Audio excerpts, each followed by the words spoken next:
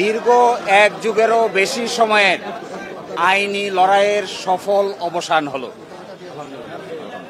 বাংলাদেশ জামায়াতে ইসলামী আজকে বাংলাদেশের সর্বোচ্চ আদালতের রায়ের মাধ্যমে তার নিবন্ধন ফিরে পেল।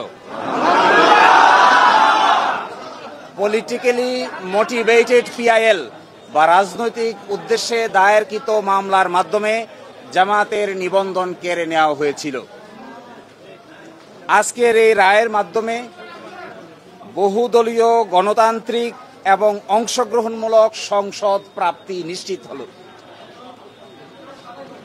আমরা আশা করি এই রায়ের পরে বাংলাদেশে সঠিক নির্বাচনের মাধ্যমে প্রাণবন্ত সংসদ গঠিত হবে। জাতি, ধর্ম, বর্ণ, শ্রেণী নির্বিশেষে সকলেই তাদের ইচ্ছা অনুযায়ী ভোটাধিকার প্রয়োগ করে জামায়াত ইসলামের নেতৃবৃন্দকে বেছে নেবেন, এটা আমরা প্রত্যাশা করি। এবং আমরা এটাও প্রত্যাশা করি বাংলাদেশের আগামী সংসদে ইন্টারেস্টিং এবং কনস্ট্রাকটিভ বিতর্ক হবে, যার মাধ্যমে ডেমোক্রেসি একটি স্থায়ী রূপ লাভ করবে। আজকে মাননীয় আপিল বিভাগ হাইকোর্টের যে রায় ছিলেন এই রায়কে বাতিল ঘোষণা করেছেন এবং ইলেকশন কমিশনকে নির্দেশনা দিয়েছেন বাংলাদেশ জামায়াতে ইসলামীর রেজিস্ট্রেশন এবং অন্য যে সকল ইস্যু ইলেকশন কমিশনের সামনে আছে বা আসবে সেগুলো যেন দ্রুতই নিষ্পত্তি করেন। এর এই মাধ্যমে আজকে বাংলাদেশ জামায়াতে ইসলামী তার নিবন্ধন ফিরে পেল এবং প্রতীকের ব্যাপারটিও ইলেকশন কমিশনের সামনে রেফার করা হলো আদার ইস্যু হিসেবে। এই জন্য আমরা মামলার শর্ট অর্ডার চেয়েছি।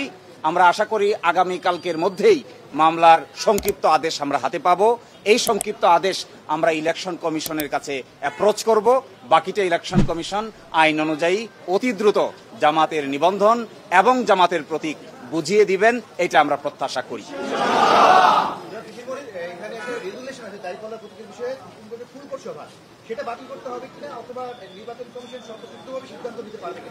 যে আজকে যে ডাইরেকশন দিয়েছেন আপিল বিভাগ, সেই ডাইরেকশনে বলেছেন জামায়াতের রেজিস্ট্রেশন এবং অন্য কোনো ইস্যু যদি ইলেকশন কমিশনের সামনে থাকে তাহলে যেন ইলেকশন কমিশন এটা ডিসপোজ করে।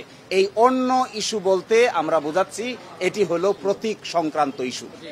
আমরা আশা করি ইলেকশন কমিশন নিবন্ধনের ইস্যু নিষ্পত্তি করবেন, একই সাথে অন্য ইস্যু হিসেবে দাঁড়িপাল্লা প্রতীকের ব্যাপারটিও নিষ্পত্তি করবেন।